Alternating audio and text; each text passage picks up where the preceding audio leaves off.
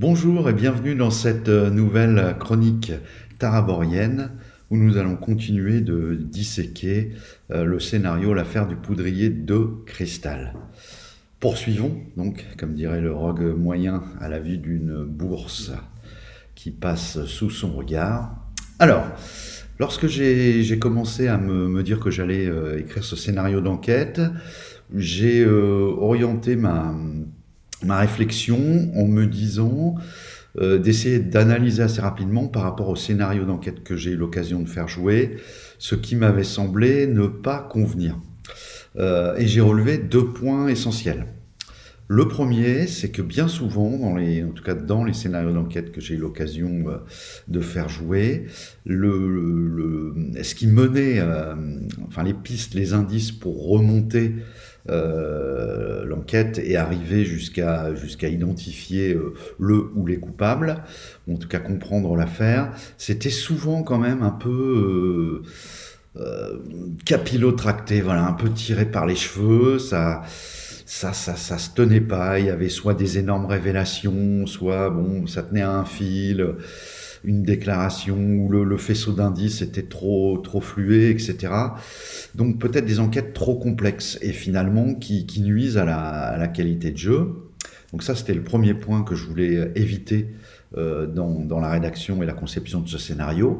Et le deuxième, c'était que je trouvais que beaucoup des parties que j'ai faites, alors moi essentiellement ça a été sur des jeux comme Trail of Cthulhu, l'Appel de Cthulhu, voilà, ce genre de jeu d'enquête. Je n'ai pas joué par exemple à Cops, et à mon avis c'est peut-être un peu différent à ce jeu-là de ce que, voilà, des retours que j'ai pu avoir de ce jeu-là. C'est qu'en réalité, le jeu s'invite un petit peu comme dans les séries, vous savez, les séries d'enquête, avec un côté, ouah, l'enquête c'est super exaltant, etc.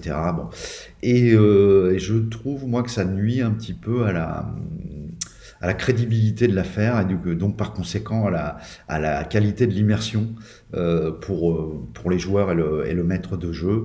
Je pense, si on veut être honnête, qu'une enquête de gendarmerie, par exemple, à partir d'une plaque de voiture, en réalité, ça n'a rien de palpitant, rien de passionnant. C'est des boulots de vérification, c'est éplucher des listings, c'est bon. Les mecs ont beau se mettre une musique de fond avec une basse improbable et des percus façon Barney d'Azitol dans Mission Impossible, ça rend pas leur travail passionnant. En fait, c'est beaucoup de l'opiniâtreté, de l'épluchage de listing, de la vérification, du témoignage, etc. Et souvent, dans les enquêtes telles qu'elles sont proposées dans les scénarios de jeux de rôle, on veut un peu être un peu dans le what the fuck, entre guillemets, dans le super machin. Et voilà, l'immersion, du coup, on perd un côté, à mon avis, important.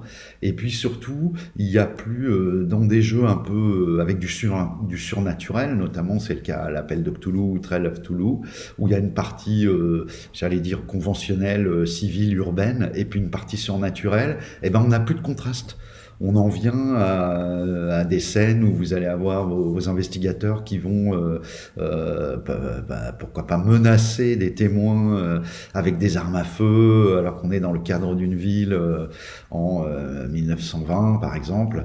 Et là, les gars sortent les guns à tout va, font n'importe quoi. Bon, donc voilà, c'est les deux points que je voulais éviter avec ce scénario.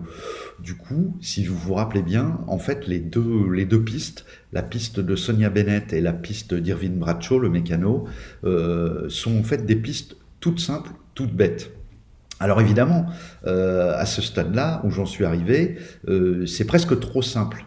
Donc là, je vais utiliser un concept qui va être en fait de partir d'une enquête simple avec des indices simples et qui peuvent être déduits par les joueurs dans des scènes pas nécessairement passionnantes, voilà, dans des scènes qui pourraient s'apparenter à la vie de tous les jours d'un enquêteur.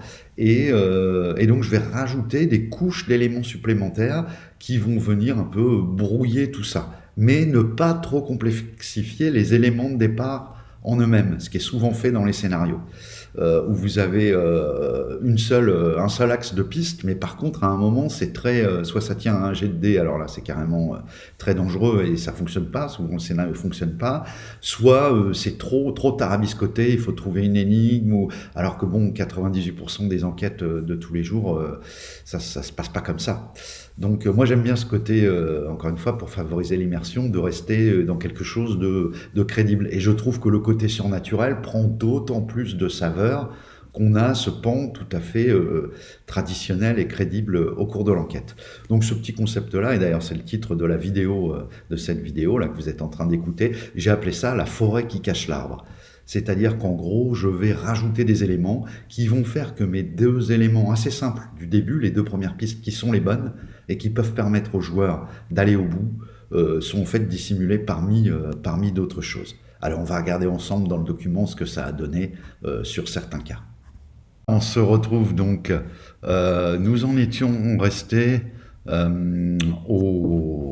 à l'enterrement, à la crémation, en fait, la cérémonie de crémation d'Elizabeth Garner, donc, qui est le PNJ, la quatrième victime du juge Arnold Sanders, le tueur en série, et qui est également la victime qui a un lien direct avec l'un des investigateurs.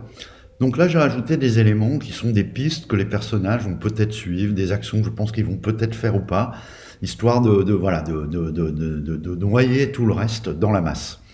Alors, la première chose qui m'est venue à l'esprit, c'est la visite au tribunal. Ils ont obtenu le nom d'Arnold Sanders, et après que celui-ci est juge auprès du tribunal d'Everett, ils vont peut-être avoir dans l'idée d'aller y jeter un œil. Du coup, la ville d'Everett est d'ordinaire paisible, l'ordre public étant principalement troublé par la contrebande d'alcool, quelques cambriolages isolés et des différends de voisinage parfois violents. Une poignée de juges et d'avocats instruisent les affaires en cours avec calme et discernement, dans cette bâtisse du siècle dernier, réaménagée par les services de la mairie. Dans la cour, sur le parvis goudronné qui fait face aux fenêtres anglicanes, plusieurs automobiles sont garées, sous le regard envieux de deux policiers qui discutent pour passer le temps. Après un examen plus attentif, cependant, vous remarquez que une certaine effervescence. Les silhouettes drapées de noir qui déambulent çà et là ont l'air pressées, et les mines trahissent certaines inquiétudes, mêlées d'appréhension et de dégoût. Les récents événements font débat. Chaque magistrat y va de ses suppositions, et certains ont même élaboré des théories abracadabrantesques qui flirtent allègrement avec le complotisme d'État ou remettent au goût du jour de vieilles superstitions obsolètes. Les personnages auront donc l'opportunité de pouvoir se frayer un chemin à l'intérieur pour rencontrer un peu des gens qui travaillent au tribunal et essayer d'obtenir des informations concernant le fameux juge Arnold. Alors bon, là, très classique, un petit jet de persuasion pour la personne qui s'occupe en fait de l'accueil, de la loge en fait, préposé de garde. Il est possible avec un peu de bagou, baratin, de se faire indiquer le bureau du juge au premier étage. Et lorsque les personnages vont arriver dans ce bureau, ils vont constater qu'en fait le juge est absent. Alors là, j'ai fait une petite précision pour le maître de jeu, voir un peu comment appréhender la situation, même si je pense que je ferai une petite note à la fin sur quelques conseils de maîtrise pour le scénario lui-même. J'ai choisi de faire des rappels comme ça. Souvent, les pavés rouges, c'est des petites indications qui vont permettre au maître de jeu de voir tout de suite que ça c'est important, que ça se gère comme ceci. Alors dans le cas présent, j'ai précisé que si les joueurs affichaient trop ostensiblement un côté enquêteur ou fouineur, les visages comme les portes se fermeraient. Bienvenue parmi l'omerta implacable qui unit tous les magistrats de cette ville de province. Et j'ai également précisé la durée de la visite au tribunal, qui réclamera le temps de passer les différents barrages et filtres, et puis de passer un petit moment sur place, de bonnes heures aux investigateurs. Je vous rappelle que ces scènes sont là pour justement dissimuler un peu le reste, créer une espèce de brouillard, la forêt qui cache l'arbre, et puis également pour retarder les personnages, et c'est ce qui va faire que les horloges qu'on a créées tout au début vont prendre tout leur intérêt, parce qu'en fait il y a une espèce de course contre la montre en réalité qui s'est déclenchée depuis l'arrivée des personnages en ville et depuis qu'ils enquêtent. Alors les indices de la part des collègues de Sanders. Le plus prolixe sera sans aucun doute James Danasio, Un Italien d'une trentaine d'années, aux cheveux gominés, qui roule les airs frénétiquement et parle à une vitesse incroyable.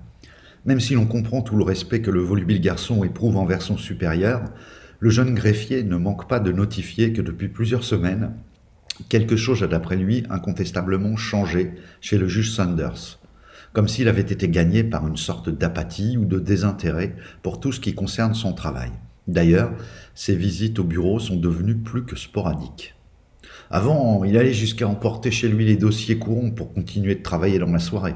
Aujourd'hui, je dois veiller à son organisation et à tenir son agenda, sous peine de voir le retard s'accumuler. Mais c'est plus que cela encore. L'autre jour, je l'ai vu pour la première fois s'emporter. S'en est près à une secrétaire en motif qu'elle maçonnait un chewing-gum. C'est pas son genre. Lui qui était si posé et si patient. D'ailleurs, un de ses bons amis qui le fréquente régulièrement au sein du cercle des amateurs de billard, avec qui j'ai déjeuné récemment, m'a rapporté que le juge s'était disputé pour la première fois avec le tenancier du billard club.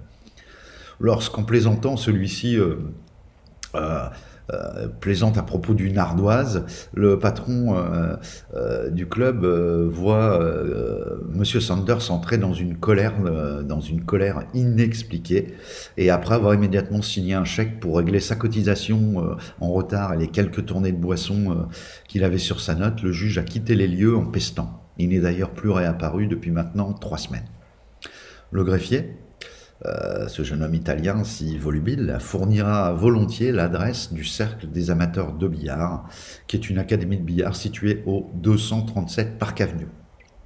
Du coup, les personnages vont certainement choisir de se rendre sur place. Alors, le Cercle des amateurs de billard, si les personnages vont faire un tour au 237 Park Avenue, ils pénétreront une grande salle feutrée, sur les tapis de laquelle sont alignées une trentaine de tables de billard, dont les tapis verts éclairés par des loupiottes futuristes pendent depuis le plafond. Quelques joueurs acharnés sont présents, quelle que soit l'heure de la journée. La plupart sont des retraités ou des notables, comme en témoignent leurs vêtements bourgeois. Dans un silence quasi religieux, à peine troublé par le choc des billes, les conversations et les commentaires vont bon train. Certains spectateurs, le carnet à la main, prennent discrètement quelques paris sur les parties en cours. Le patron, c'est un grand homme chinois filiforme, dont la bouche est encadrée d'une fine moustache noire et raide. Il est vêtu d'un kimono de soie brun, cintré par une ceinture large, fleurie, nouée dans son dos. Et auprès de ce patron, les personnages vont pouvoir disposer des indices suivants. Wong Tong-kwan est un homme affable et mesuré qui s'est imposé comme un hôte accueillant et serviable, qui fait le bonheur de sa clientèle. Il a développé cette petite académie de billard il y a une dizaine d'années maintenant, en veillant à conserver une clientèle essentiellement issue de la classe dominante. Les tarifs de l'établissement sont à même de dissuader les petits porte-monnaies. Il évoquera sans problème le juge Sanders, un sacré personnage qui était apprécié parmi les membres du cercle. Monsieur Sanders fréquentait les lieux au moins 2 fois par semaine avant ce stupide incident où nous nous sommes brouillés. Je pense qu'il était très préoccupé en ce moment. D'ailleurs, ses camarades de table m'ont appris que sa concentration légendaire semblait s'être volatilisée ces dernières semaines. Des adversaires bien moins doués que lui, qu'il battait régulièrement, ont remporté plusieurs parties contre lui depuis le début du mois. Il faut un psychisme en parfait état mental, et un état mental tout à fait disponible pour pratiquer avec grâce et sérénité. Le noble art du billard. La visite du cercle occupera les investigateurs pendant une bonne heure et n'apportera pas grand-chose. S'ils pensent poser des questions pour déterminer si le juge est venu au cercle les soirs du crime, ils apprendront que la dernière visite du juge remonte à une date antérieure au premier meurtre commis dans la ville.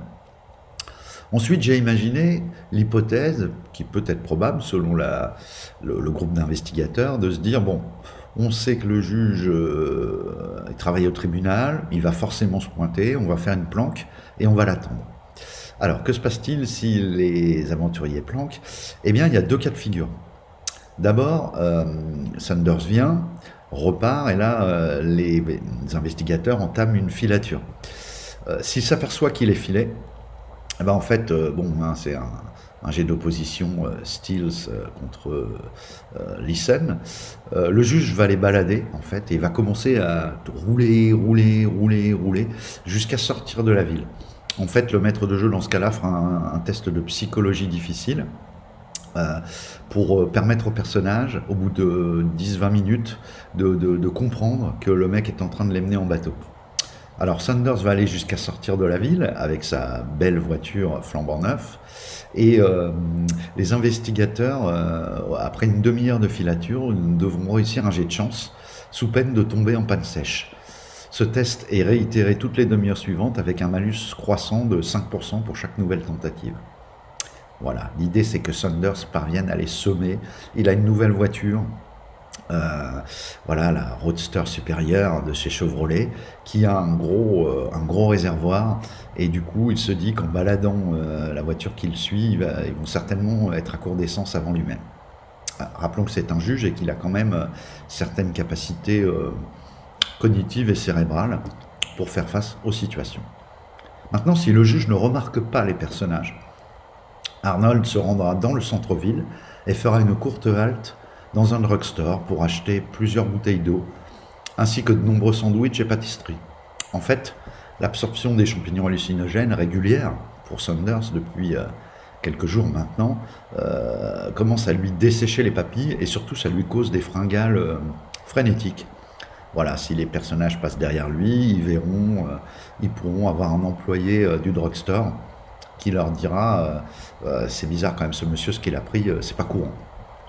J'ai également envisagé le cas de figure où les investigateurs chercheraient à rencontrer l'inspecteur en charge de l'enquête, Walter Cotteret. Ce sera pas facile d'ailleurs.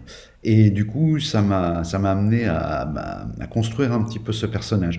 Alors, vous vous rappelez qu'au début du scénario, je vous le présentais, j'évoquais un moment le fait que pour lui, très rapidement, cette affaire de crime de tueur en série va devenir un petit peu l'affaire de sa vie.